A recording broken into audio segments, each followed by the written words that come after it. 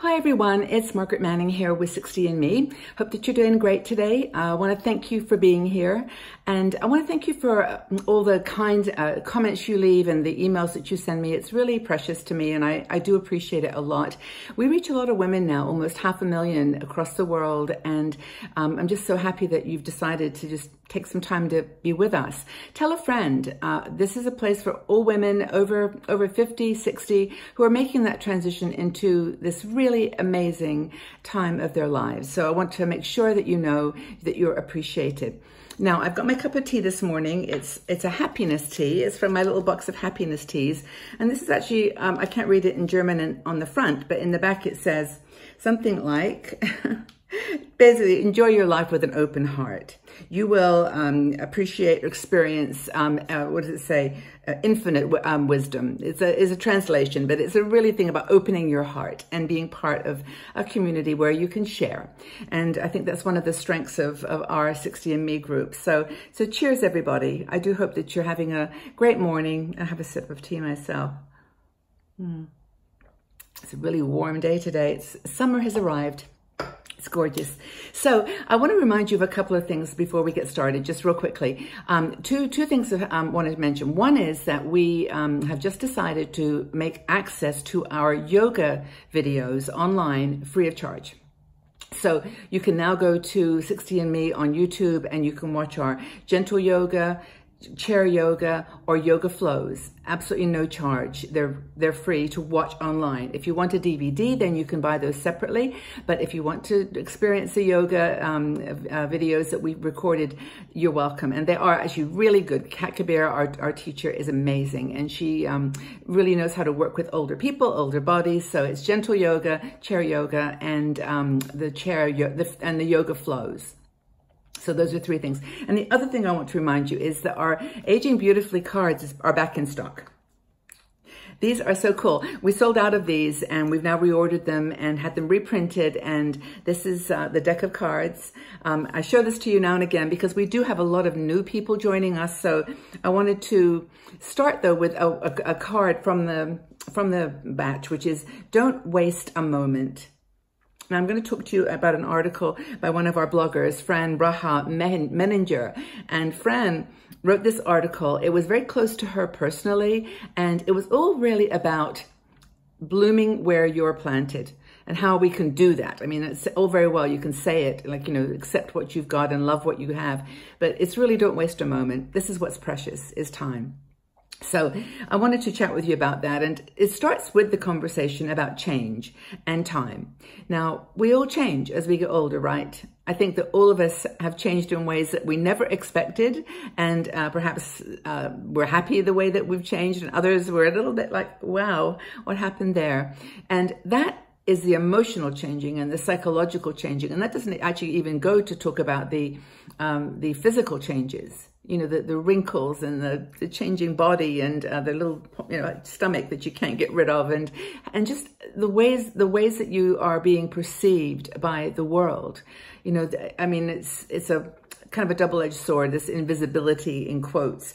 It gives you freedom to be yourself, but it also is quite hard to understand and to accept. So life as we know is full of change. And the world that we end up in our 60s can be quite unfamiliar to us, in the sense that we look in the mirror, we just don't recognize that person. I found an old video a couple of days ago that I'd recorded about 10 years ago. And I thought, who is that person? She's so young.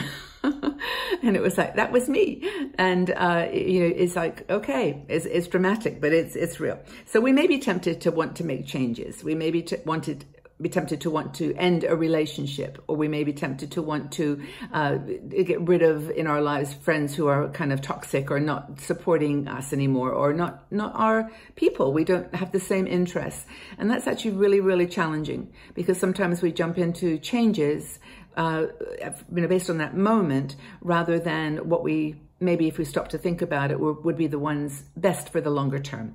But, you know, the key thing that Fran talks about here is to be happy where you're planted. You know, you can, and that means planted in the ground or moving or whatever. Just be happy where you are in life.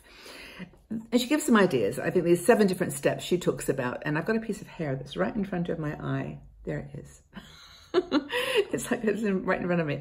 It's still there. These little magic hairs that just kind of appear. It's very, very warm today. That is part of my challenge. Anyway, here are the 7 things that she talks about. And I think all of them are excellent. And the first is find an inner peace. Mindfulness is a practice I'm a great believer in, and it doesn't have to be meditation. It can be just doing things slowly, thoughtfully, finding that inner self that can appreciate drinking a cup of tea, going for a walk, knitting, painting, thinking, reading, just doing it with a deliberate intention, that be here now kind of way of thinking about things.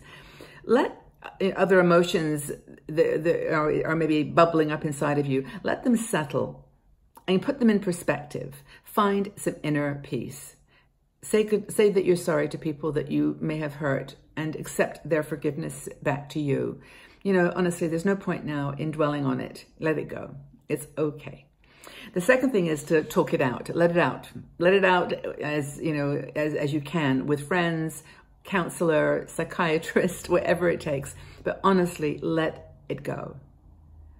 And I think that the grace that we show in letting things that were not meant to be ours, the things that were not meant to be, that is a beautiful sign of balance and healing. So let it go. Express your feelings. Yes, of course. Don't bottle up anger or bottle up frustration. A lot of the women in our community say they had difficult childhoods. This is a hard one, but at some point it's important, I think, to let it go. Fran talks about this. Now, the other thing, of course, is to be physical. This helps to get out there. The cortisol, your hormone cortisol that your body produces when you're stressed is not good for you. It's going to make you eat more, gain weight, be just lethargic. It's going to affect you mentally. So exercise is the one thing everyone talks about this, of how we can combat the cortisol hormone and get our bodies back into balance. So exercise, super important. Even if it's just walking like do your 10,000 steps or 3 or 4 miles a day, but get up and move, just move. It really, really helps. Another thing is to get clarity. And this is like, what I think this means for me is to look at things honestly. It's all very well to remember an experience or a decision or something that you did in the past, and to, be honest with, be, accepting and letting it go, but not being honest, that it stays there inside of you. And that gets back to the let it go. But that's the next thing, is to have clarity and apply this to everything in your life. It's okay. Another thing that Fran talks about is finding new outlets. And I think this is a good one, actually, for that letting it go and being honest. This is a chance in your 60s to actually take on new hobbies, new passions, new interests, and to make friends with people who are in those categories, people that are doing the things that you want to do. And start making new a bond and new connections with people.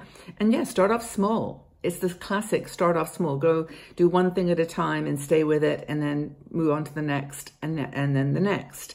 But don't feel like you have to rush it. It's a really good article actually written by another one of our bloggers, Delia Lloyd. I loved it. It was about dating for a new friend in your 60s. Not dating with a guy, but dating to make new friends. I thought it was really powerful. Another thing is to look at volunteer opportunities. Giving, teaching can be the greatest things to make you feel you're of value. You have a purpose right where you are. So I think that's another thing. Most important, and I think Fran does a great job of talking about this, is to shift your focus from thinking about things in a negative lens to thinking positively. We've gone through our whole lives. We've talked about this before, taking care of other people, caring about what other people felt, being kind to them, forgetting that we need to be kind to ourselves. We have to be kind and thoughtful to you.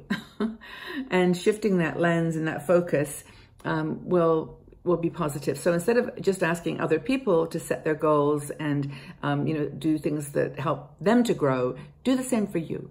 check out, in your own, do a little like reality check as to what your passions and your goals are. Then set yourself goals and do them. Put yourself first. Prioritize for a little bit. I think that going deep, practicing mindfulness, meditation of some sort, finding external outlets, changing your lens, all those are important. We can't turn back the clock. We can't redo, things that happened in the past. We can't suddenly get a new job or a new husband or a new, relationship or whatever it is you miss. You've got to now pick up the pieces and move forward. So I'd love to know, when you find yourselves at a crossroad, wondering what you should do, what decisions have you made for the future? Forget about the past right now. What decisions are you looking at right now that you have to make that are going to help you move forward? I'd really like to know. So please, thank you again for being here. Please check out the website, all of our channels. We really do depend on you to share that, and we appreciate your support. Thank you so much for being here. And by the way, if you want to join me and a smaller group of women in a more personal conversation, you might want to consider joining our Patreon community. It's a community for people who are able to help us with maybe $3 a month or just a small amount, so that you can, help us to build the business and keep it stable and cover all of our expenses. We don't charge anything for membership, so we really do depend on having that support. And also, it's a fun place. We have about 700 women now, and we all sit down once a month in a live show and talk. I do exclusive videos for that group, and people, I think, like the personal touch. It's away from Facebook. It's not something you have to log into other than Patreon, which is a safe place.